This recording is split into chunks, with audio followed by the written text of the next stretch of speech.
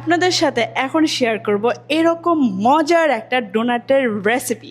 যারা যারা এই রেসিপিটা নিজের ডায়েরিতে কালেক্ট করতে চান, ঝটপট রেসিপি ডায়েরি নিয়ে বসে পড়েন আর মেথডটা মনোযোগ দিয়ে লিখে নেন, আর ডিটেলস রেসিপি থাকবে ক্যাপশনের উপরে। আচ্ছা, প্রথমে এদিকে আমরা নিয়ে নিলাম দুইটা ডিমের সাথে নিয়ে নিলাম পানি। সেই পানি আর ডিমটারে ভালো করে ফেটে নিব। পানি আর ডিম কখনো যে কোনো ডিমটা আর কি অনেকক্ষণ লাগায় ফেটে নিতে হয়, সাথে এটা অল্প মিক্স করলে দেখা গেছে স্মুথ হয় না। এক কথায় ভালো করে মিক্স করে নিতে হবে। আর এদিকে আমরা শুকনো উপকরণ সব মেজারমেন্ট করে নিছি। এদিকে আছে শুকনো উপকরণের মাঝে আছে আমাদের ময়দা, চিনি, পাউডার দুধ, আর আছে এদিকে ইস্ট। এই সব কিছু উপকরণ সব মিক্স করতেছি ভালো করে। আচ্ছা, লবণটা দেওয়া হয়নি।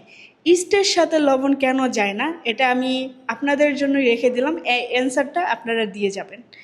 এখন যে লিকুইডটা মিক্স করে রাখছিলাম সেই ডিম আর পানি, সেটা দিয়ে দিলাম শুকনো উপকরণের সাথে নেওয়ার পরে এটা আমরা ভালো করে কিছুক্ষণ, আপনাদের কাছে তো ব্লেন্ডার থাকে, ব্লেন্ডার না, বিটার। তো বিটার যখন যদি থাকে আপনাদের কাছে এরকম বিট করে নিতে পারেন, আর যদি বিটার না থাকে সেটা হাত দিয়েও করতে পারেন। বিটার একটু জাস্ট মিক্স করে শুকনো উপকরণগুলো লিকুইডের সাথে এখন আমরা অ্যাড করব এদিকে, ওই দেখেন বাটিতে মেপে রাখছি বাটার আর লবণ। বাটার আর লবণটা দিয়ে এখন আমাদের বিট করতে হবে মিনিমাম, হাত দিয়ে করলে আপনাদের 30 মিনিটের মতন লেগে যাবে, আর যদি বিটার করেন একটু সময়টা কম লাগবে। এটা যতক্ষণ না ডোটা স্মুথ না হচ্ছে ততক্ষণ আমরা বিট করে যাব। তারপরে দেখা গেছে এটার একটা পরীক্ষা করা যায়, যেরকম ধরুন এটা যখন পারফেক্টলি ডোটা হবে তখন আপনি একটু হাতে নেবেন, নিয়ে একটু ফ্ল্যাট করতে থাকবেন, তখন দেখবেন এটা যতটা ছড়াচ্ছে, যত পাতলা হচ্ছে, তার আপনার ডোটা পারফেক্ট। এদিকে ডো আমরা নিয়ে নিলাম 50 গ্রাম করে।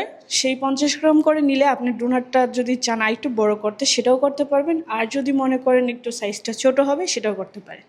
আচ্ছা, এদিকে যেহেতু হাতের কাজ সেটা মুখে বলে আমি বুঝাইতে পারবো না। আমি 50 গ্রাম করে মেপে নেওয়ার পরে এটা দেখেন আমি কেমনে স্মুথ করতেছি। যে কোনো একটা সমান জায়গা নিয়ে নেবেন, ওয়ার্কিং টেবিল হোক বা সমান একটা জায়গা, জাস্ট হাতটাইতে এরকম গোল গোল করলেই আপনার বলগুলো এরকম স্মুথ হবে। মোট কথা হয়েছে ডোনাটগুলো যত স্মুথ হবে দেখতে আর কি সুন্দর হবে, সেটাই আমাদের চেষ্টা। আমার সাথে দিকে আমার আন্টিও আমাকে হেল্প করতেছিল। আর প্রত্যেকটা ডোনাট আমরা রেস্টে রাখবো। এই রেস্টে যেটা র্যাপ করে উপরে একটু আমরা ময়দা ছিটাই নিছি, যেন ওই যে উপরে যে র্যাপারটা লাগেছে সেটা যেন ডোনাটের গায়ে পুরোপুরি লেগে না যায়। তো আমরা রেস্টে রাখছিলাম 30 মিনিটের জন্য। আপনারা চাইলে আধা ঘন্টাও রাখতে পারেন, এতে কোনো সমস্যা নেই। এখন নিয়ে নিলাম একটা মেজারমেন্ট কাপ। আপনাদের কাছে ডোনাটের কাটার থাকলেও হবে। এটা আসলে ঘরোয়া রেসিপির মতন দিয়েছি, আপনারা যেন সবাই ঘরে বসে এটা বানিয়ে খেতে পারেন।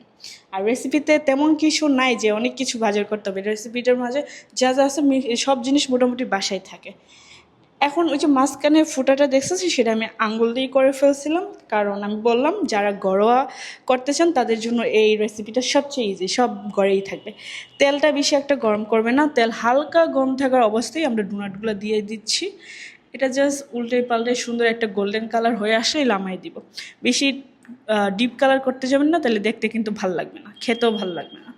এদিকে আপনারা আজকাল জানেন অনেক ধরনের ফিলিং হয়, বিস্কফ, তারপরে যে হচ্ছে নিউটেলা, তারপরে যে হচ্ছে কাস্টার্ড, আপনাদের পছন্দ মতো ফিলিং দিয়ে দিতে পারেন।